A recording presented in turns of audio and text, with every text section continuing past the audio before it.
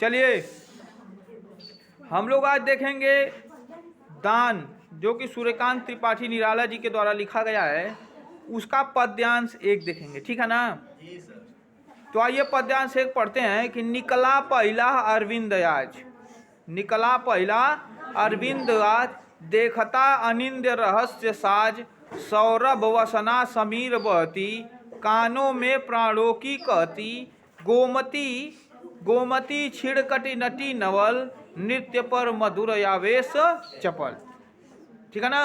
तो इसका संदर्भ देख लीजिए कि जो प्रस्तुत पद्यांश है हमारी पाठ्य पुस्तक, ठीक है ना, के काव्यखंड के दान शीर्षक से लिया गया है। कौन से शीर्षक से? दान शीर्षक से लिया गया है, ठीक है ना, जिसके रचयिता है सूर्यकांत त्रिपाठी निराला जी, ठीक है ना। और जो यह दान है वह अपरा काव्य संग्रह से लिया गया है। किससे? अपरा काव्य संग्रह से लिया गया है, ठीक है। अब देखिए निराला जी कहते हैं कि निकला पहला अरविंद आज, देखता अनिंद रहस्य साज, ठीक है ना, कि जो प्रकृति के रहस्यमय और सुंदर श्रृंगार को देखने के लिए पहला कमल उपवन में खिल गया है, ठीक है ना।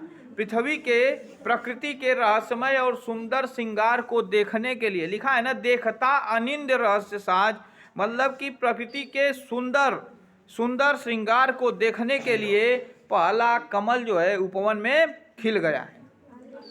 पहला कमल, अरविंद मतलब क्या होता है? कमल। पहला कमल खिल गया है। आगे क्या है कि सौरभ वसना समीर बहती, कानों में प्राणों को कहती, ठीक है ना।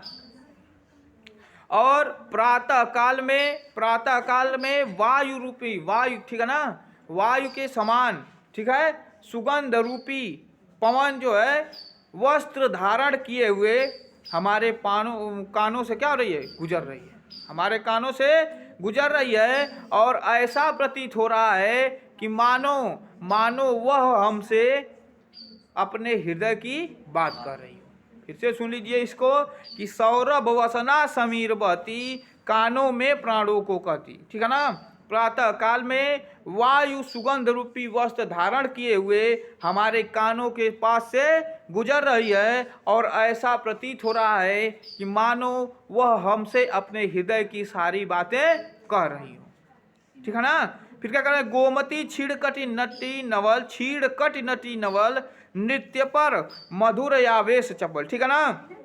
जो गोमती नदी है, ठीक है ना, जो गोमती नदी है वह कहीं कहीं पर पतली कमर के समान, इधर उधर पतली कमर के समान, पतली कमर रूपी एक नृत्यांगना की तरह नव यौवन होकर के, चंचल होकर के नृत्य कर रही है, ठीक है ना।